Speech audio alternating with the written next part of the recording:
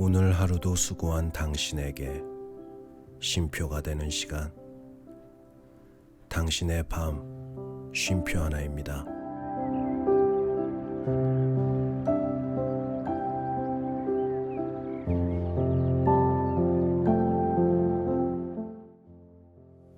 안녕하세요. 남자 사람입니다.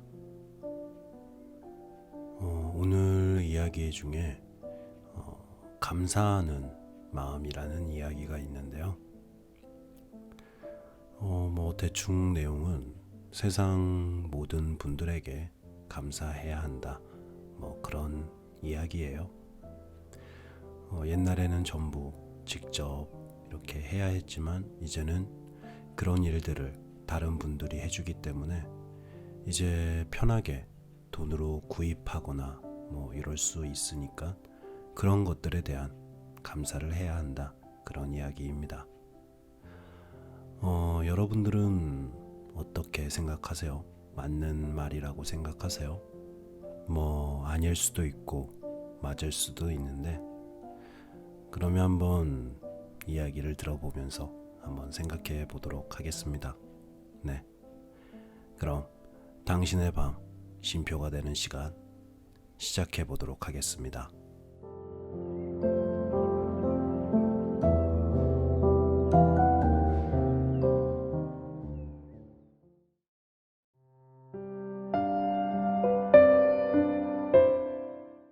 탈무드의 지혜 5번째 이야기.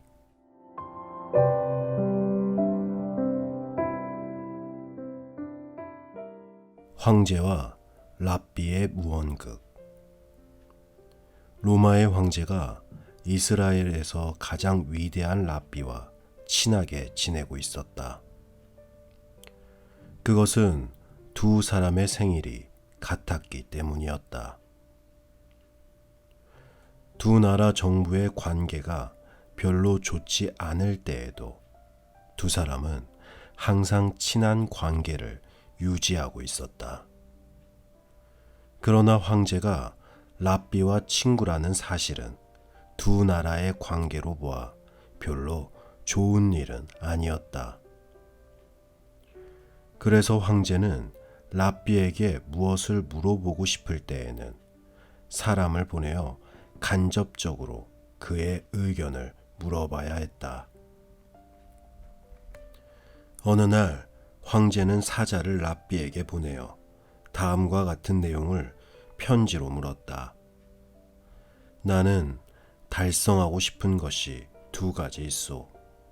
첫째는 내가 죽으면 아들을 왕위에 오르게 하고 싶은 것이고, 둘째는 이스라엘에 있는 티바리아스라는 도시를 자유무역 도시로 만들고 싶은 것이요. 나는 이 둘 중에서 하나밖에 달성할 자신이 없소. 이 2가지를 모두 달성할 길은 없겠소. 당시 두 나라의 관계는 몹시 험악한 상태에 있었기 때문에 황제의 이 질문에 랍비가 대답해 주었다는 사실이 알려지면 국민들에게 큰 악영향을 끼칠 것은 엄연한 사실이었다. 그래서 랍비는 황제의 질문에 대한 답변을 보낼 수가 없었다. 사자가 돌아오자 황제가 물었다. 그래, 편지를 받고 랍비가 무엇라 하더냐? 랍비는 편지를 읽어본 다음 자기 아들을 어깨 위에 올려놓고 비둘기를 아들에게 주어 하늘로 날려보내게 했습니다. 그 밖에는 아무런 대답도 하지 않았습니다. 황제는 랍비가 말하고 싶었던 뜻을 알 수가 없었다. 우선 왕위를 아들에게 물주고 그로 하여금 관세를 자유화하도록 하면 됩니다. 다음에 또 황제에게서 사자가 왔다. 우리 정부의 관리들이 내 마음을 괴롭히고 있소. 어떻게 하면 좋겠소? 랍비는 역시 무언극으로 뜰에 있는 바세나가 채소 한 포기를 뽑아 가지고 돌아왔다. 그러고는 잠시 후에 다시 밭에 나가 한 포기를 뽑고 잠시 후에 또 한 포기를 뽑는 것이었다. 황제는 랍비의 뜻을 알아차렸다. 당신의 적들을 한꺼번에 멸망시키려 하지 마시오. 몇 번에 나누어 한 사람 한 사람 뿌리 뽑으시오. 인간의 의사는 말이나 문장에 의존하지 않고서도 충분히 나타낼 수가 있다. 말에 노예가 되지 말라. 칼라인. 유태인의 기도. 한 배에 여러 나라에서 모여든 사람들이 타고 있었다.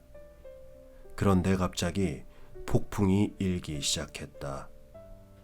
사람들은 각기 자기 나라에 자기가 믿는 신에게 자기 나름대로의 방법으로 기도했다.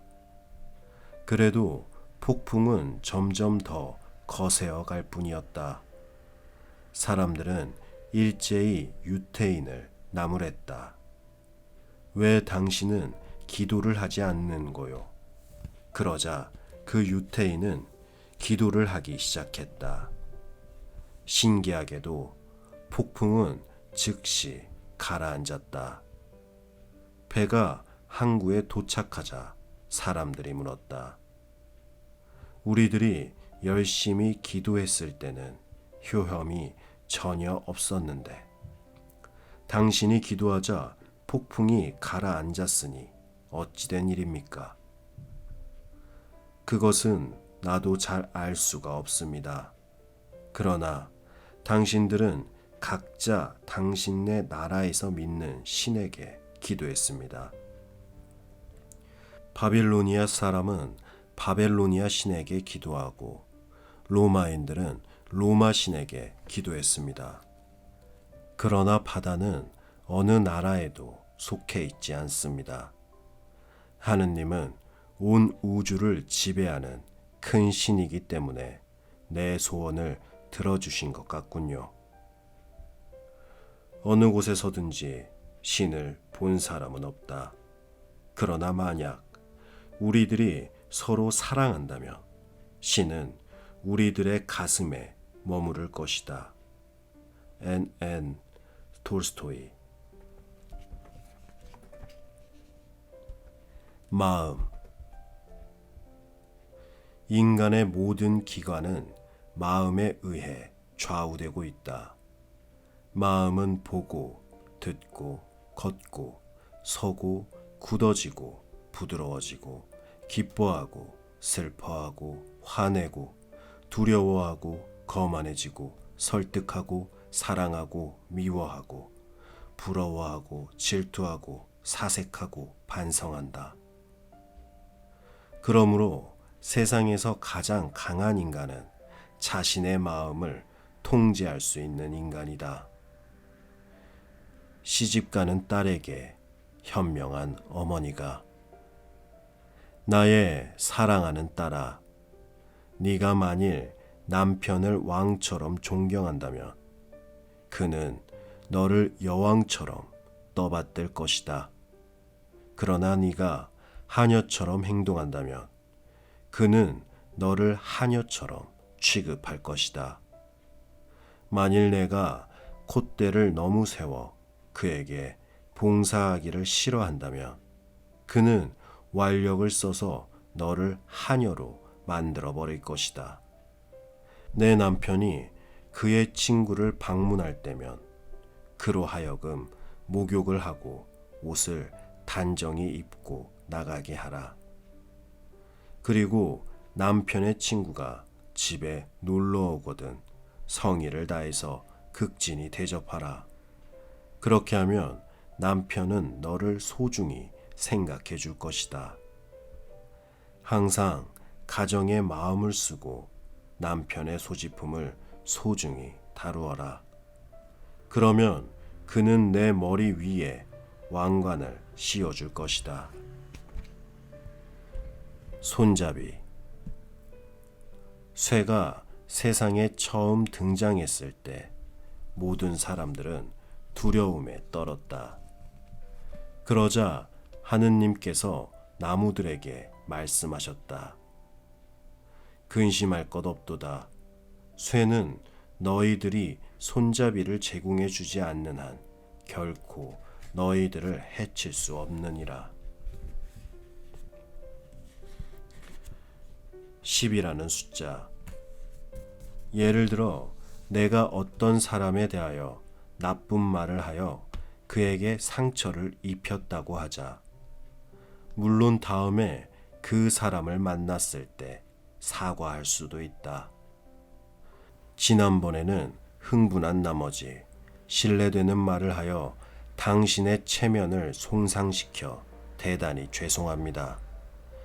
그래도 상대방이 완강히 버티어 용서해 주지 않을 경우에는 어떻게 해야 할까? 이런 경우 유태인들은 10사람에게 묻는다. 나는 오전에 어떤 사람에게 이러한 신뢰되는 말을 해서 그를 화나게 했기 때문에 그에게 사과하러 갔지만 그가 용서해 주지 않습니다. 나는 진심으로 잘못했다고 후회하고 있거니와 여러분은 내 잘못을 용서해 주시겠습니까? 그래서 그 10사람이 모두 용서해 준다면 잘못을 용서받는다. 만일 모욕당한 상대방이 이미 죽어서 사과할 수가 없으면 10사람을 그의 무덤으로 데리고 가서 그들이 보는 앞에서 무덤을 향하여 용서를 빌어야 한다. 이 경우 10명이란 숫자가 왜 나왔느냐 하면 유태교의 예배당에서 기도할 때는 10명 이상의 사람이 있지 않으면 기도가 성립되지 않기 때문이다. 9명 이하의 수는 개인이다. 사람 숫자가 10명은 되어야 비로소 집단이 되는 것이다. 정치적인 결정이 아닌 종교적으로 공적인 결정도 역시 10사람이 차지 않으면 하지 못한다. 결혼식에 있어서도 공적인 결혼식은 10사람 이상이 모이지 않으면 거행하지 못한다. 비유태인. 왕이 많은 양떼를 기르고 있었다. 왕은 양치기를 시켜 그 양들을 날마다 방목하였다. 그런데 어느 날 양과는 전혀 다르게 생긴 동물 한 마리가 양떼 속에 끼어들었다. 그래서 양치기가 왕에게 물었다. 낯선 동물 한 마리가 양떼 속으로 끼어들었는데 어떻게 할까요? 그 동물을 특별히 잘 보살펴 주도록 하라. 양치기가 의아스러운 표정을 짓자 왕이 말했다. 양들은 처음부터 내 양으로 길러왔으니까 걱정할 것이 없지만 그 낯선 동물은 지금까지 전혀 다른 환경에서 자라고 있었는데도 이렇게 내 양들과 똑같이 행동하고 있으니 그 얼마나 반가운 일이냐. 유태인들은 태어날 때부터 유태 전통 속에서 자란다. 그러므로 유태의 전통 아닌 다른 환경에서 자란 사람이 유태 문화를 이해하고 유태화한 경우에는 원래의 유태인보다 더 존경을 받는다. 온 세계 사람들은 어떤 신앙을 갖고 있든 선한 사람은 모두 영원한 생명의 구원을 받게 되므로 굳이 탈무드에는 그들을 유태인처럼 만들려고 애쓰지 않는다고 쓰여 있다. 부모는 바보. 한 사나이가 다음과 같은 유서를 썼다. 나의 재산 전부를 아들에게 준다. 그러나 아들이 진짜 바보가 되기 전에는 유산을 상속할 수가 없다.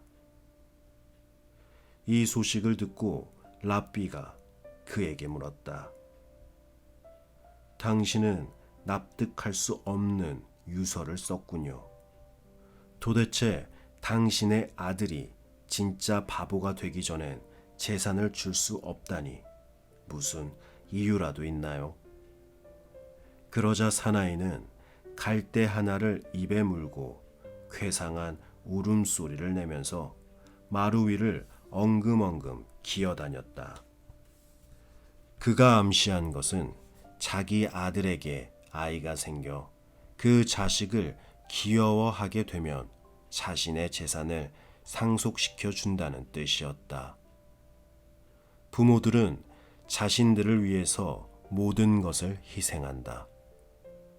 하느님이 유태민족에게 십계명을 내리실 때 유태민족으로부터 반드시 그것을 지키겠다는 맹세를 하셨다.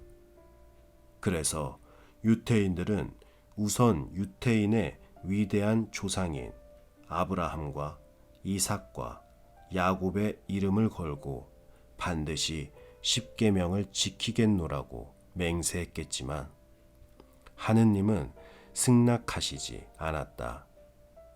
그래서 유태인들은 앞으로 벌어들일 모든 부를 걸어 맹세했지만 역시 승낙하시지 않았고 유태인 속에서 태어난 모든 철학자들의 이름을 걸어 맹세했지만 하느님은 역시 승낙하시지 않았다. 마지막으로 유태인들은 자신들에게 반드시 십계명을 전해주겠다고 어린이들을 걸어 맹세하였다. 그랬더니 비로소 하느님의 승낙을 얻을 수 있었다. 꿈. 한 사나이가 이웃집 여인과 바람을 한번 피워보기를 간절히 바라고 있었다. 그러던 어느 날 밤, 그는 드디어 그 여인과 성관계를 맺는 꿈을 꾸었다. 탈무드에 의하면 그것은 좋은 일이다. 왜냐하면 꿈이란 간절한 소원의 표현으로 실제 성관계를 맺었다면 그런 꿈을 꿀 까닭이 없다. 이것은 스스로 자신을 그만큼 억제하고 있다는 증거이기 때문에 좋은 일이다. 교육. 가장 위대한 랍비가 부쪽 마을을 시찰하기 위해 2명의 랍비를 시찰관으로 보냈다. 2 랍비가 그 마을에 가서 말했다. 이 마을을 지키고 있는 사람을 만나서 좀 조사할 일이 있어. 그러자 그 마을의 경비서장이 나왔다. 아니요, 우리가 만나야 할 사람은 이 마을을 지키고 있는 사람이요. 이번에는 수비대장이 나왔다. 그러자 2 랍비가 말했다. 우리가 만나려고 하는 것은 경찰서장이나 수비대장이 아니라 학교의 선생님이란 말이요. 경관이나 군인은 마을을 파괴할 뿐이요. 교육자들이야말로 진정으로 마을을 지키는 사람이라고 할 수 있소. 사랑. 솔로몬 왕에게는 몹시 아름답고 현명한 딸이 있었다. 솔로몬은 어느 날 꿈을 꾸고는 장차 딸의 남편 될 사람이 딸에게는 어울리지 않는 악한 사나이라는 것을 예감했다. 그래서 솔로몬은 딸을 작은 섬으로 데리고 가서 별궁에 감금시켜 놓고 둘레를 높은 담으로 둘러치고 많은 감시병을 배치해 놓았다. 그리고는 열쇠를 가지고 돌아왔다. 한편 왕이 꿈에서 보았던 상대방 사나이는 어느 황야에서 홀로 방황하고 있었다. 밤이 되자 그는 몹시 한기를 느꼈기 때문에 사자의 시체 속에 들어가 잠을 잤다. 그때 큰 새가 날아와 사자의 털가죽과 함께 그 사나이를 들어올려 공주가 감금되어 있는 별궁 위에 떨어뜨렸다. 그래서 그 사나이는 공주를 만나게 되었고 두 사람은 사랑에 빠졌다. 사랑은 모든 것을 이겨내기 때문에 아무리 먼 섬으로 데리고 가서 감금시켜 놓을지라도 허사인 것이다. 일어날 것은 기필코 일어나게 마련인 것이다. 공로자. 왕이 병에 들었다. 의사는 왕이 세상에서도 보기 드문 괴상한 병으로 사자의 젖을 먹어야 낫는다고 말했다. 그러나 사자의 젖을 어떻게 구하느냐가 문제였다. 그런데 어떤 지혜로운 사나이가 사자가 살고 있는 동굴 가까이 가서 새끼 사자를 한 마리씩 어미 사자에게 주었다. 열흘쯤 지나자 그는 어미 사자와 아주 친하게 되었다. 그래서 왕의 병을 고칠 젖을 조금 짜낼 수가 있었다. 돌아오는 도중 그는 자기 몸의 각 부분이 서로 다투고 있는 꿈을 꾸었다. 그거는 신체 중에서 어느 부분이 가장 중요한가에 대한 논쟁이었다. 발은 자기가 아니었다면 사자가 있는 동굴까지 도저히 가지 못했을 거라고 말했다. 눈은 자기가 아니었다면 볼 수가 없어서 그곳까지 가지 못했을 거라고 주장하고, 심장은 자기가 아니었다면 대담하게 사자에게 가까이 가지 못했을 거라고 말했다. 이 말을 듣고 있던 혀가 한마디 했다. 그래봤자 내가 아니었다면 너희들은 아무런 소용이 없었을 거야. 그러자 신체의 각 부분은 일제히 나서서 혀를 윽박질렀다. 뼈도 없고 쓸모도 없는 조그만 것이 까불고 나서지 마. 혀는 입을 다물고 말했다. 그러던 중 그 사나이가 궁궐에 도착할 무렵 혀는 이렇게 말했다. 누가 제일 중요한지 너희들에게 알려주마. 사나이가 왕 앞에 나가자 왕이 물었다. 이것은 무슨 젖이냐? 그러자 사나이는 느닷없이 대답했다. 네, 이것은 개의 젖이옵니다. 조금 전까지 혀를 몰아세우던 신체의 각 부분들은 그제서야 혀의 힘이 얼마나 강한지를 깨닫고 모두 혀에게 사과했다. 그러자 혀는 말했다. 아니옵니다. 제가 말씀을 잘못 드렸습니다. 그것은 틀림없는 사자의 젖이옵니다. 중요한 부분일수록 자제력을 잃으면 엉뚱한 잘못을 저지르게 된다는 것을 일깨워주고 있다. 문병. 환자에게 문병을 가면 그 환자의 병은 60분의 1쯤 낫는다고 한다. 그러나 60명이 한꺼번에 문병을 간다 해서 환자의 병이 단번에 완쾌되지는 않는다. 죽은 사람의 무덤을 찾아가는 것은 가장 고상한 행위이다. 문병에 대해서는 환자가 나으면 그로부터 감사받을 수 있지만 죽은 사람은 아무런 인사도 하지 않기 때문이다. 요컨대 감사를 바라지 않고 베푸는 행위야말로 아름다운 행위인 것이다. 결론. 탈무드에는 장장 4개월이나 6개월 또는 7년에 걸쳐 오랫동안 어떤 문제에 대해 사람들의 논의를 제기했다는 이야기가 실려 있다. 그 중에는 결론이 나지 않는 것들도 있다.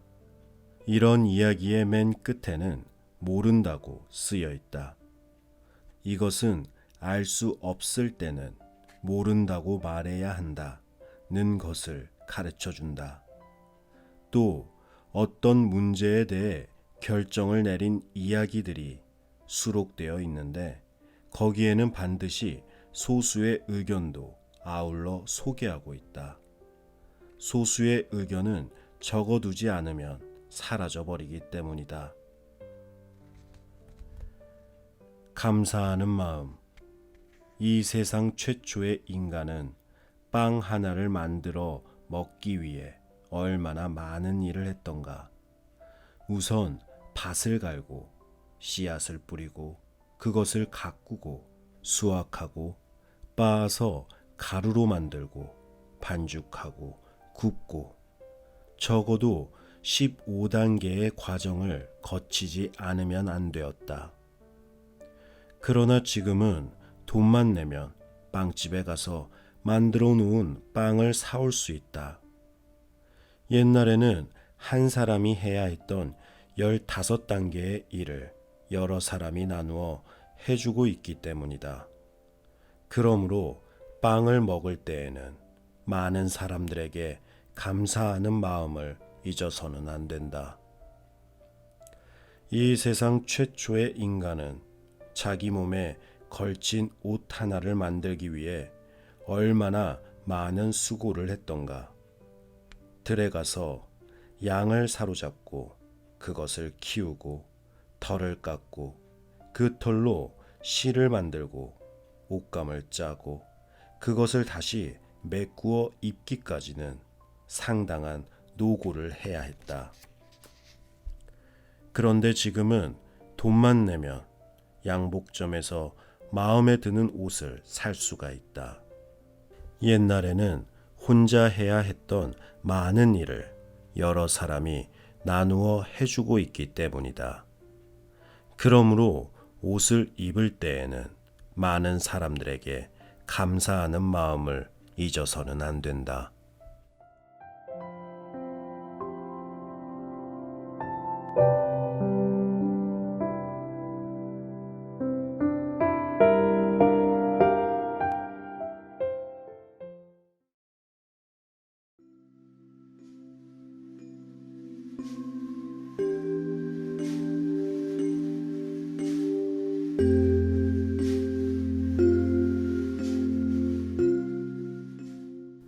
네. 이제 빵을 비유해서 그런 이야기가 진행이 되는데 어떻게 여러분들은 좀 공감이 되었을까요? 맞는 말인 것 같아요. 팩트를 가지고 사실을 가지고 이야기하는 것 같은데 저는 이런 생각도 들었어요. 조금 다른 관점에서 나 역시 누군가에게는 고마운 존재가 될 수 있겠구나.